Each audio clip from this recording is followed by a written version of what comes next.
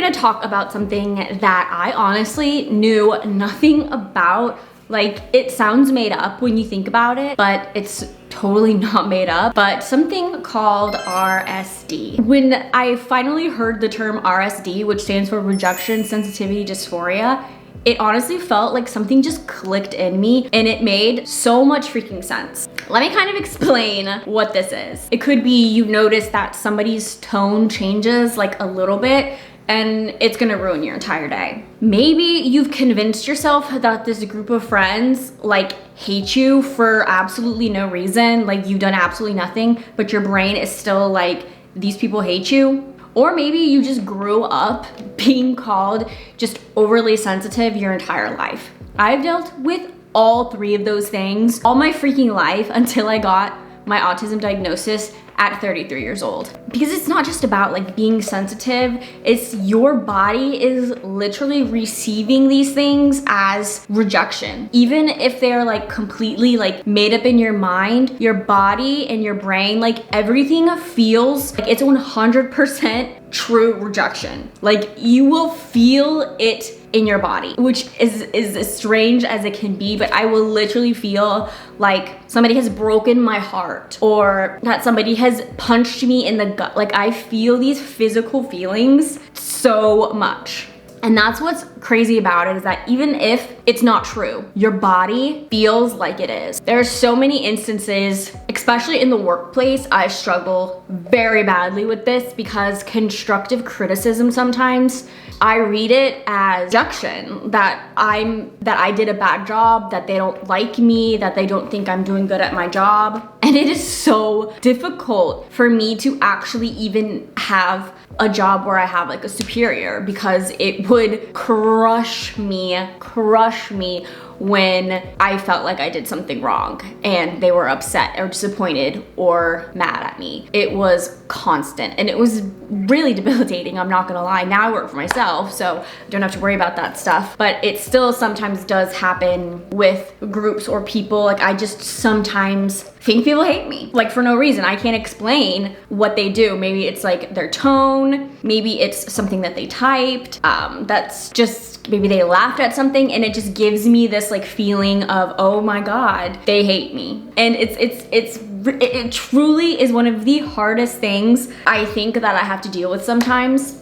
because rejection is so prevalent in like everyday life. And I wish I could just be someone who kind of like, you know, brushes it off like no biggie, but it truly crushes me. I mean, I will have breakdowns from just the perceived thought that somebody has rejected me, or I've upset someone and they don't like me, or they're disappointed in me. Like it cuts deep. I remember when I worked for my mother and my sister, we had this training because we were VPK school, you know, we taught the little kids under 4, and I remember she would come and critique us and things like that. I didn't know at the time that I had autism and ADHD, but I remember me and her, you know, we kind of had a bond, you know, I liked her. I thought she was really nice, really helpful. And I remember one day she was giving me an exam, like a verbal one, where she kind of like watches me and critiques me. And at the end, she looked at me and she said, "Lauren, I'm really disappointed.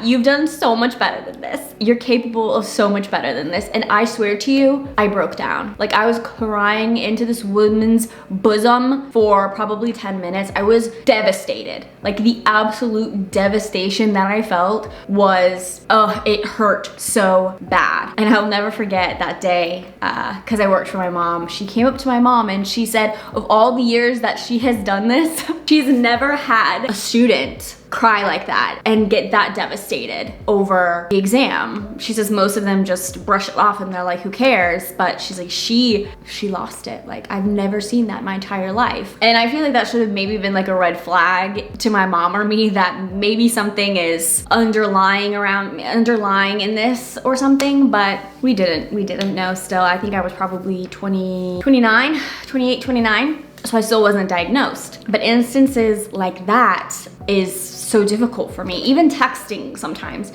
is really difficult to me. I put such thought and pre-thought into my text messages that they do not come off in a tone that I don't want them to. Like, I seriously think that hard into my texts sometimes. I am always doing LOL, laughing face emojis, exclamation points, like trying to make sure that what I'm saying is not gonna give somebody the wrong idea or the wrong tone, because I can sometimes see a text from somebody else and it honestly can wreck me because I don't understand, I can't figure out what their tone is behind the text message. I can't see the facial expression, the way the delivery is. So I honestly take everything when I see a text, I take it badly. And it is so exhausting. I swear, I feel like RSD is one of those things that if you don't have it, you don't understand it. But if you do have it, you know how debilitating it can be. And I've been dealing with it last week. I got some constructive criticism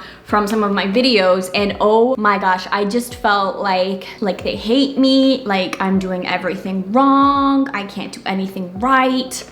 And this is very prevalent in like neurodivergent people. Like, we have RSD, and I just don't think people understand the severity that we feel unless you have it as well. And I think what's important for us people with RSD is to just remember that we're not being dramatic, we're not looking for attention. Like, our brains are just wired differently to this perceived rejection, and we're not weak. There's nothing wrong with us.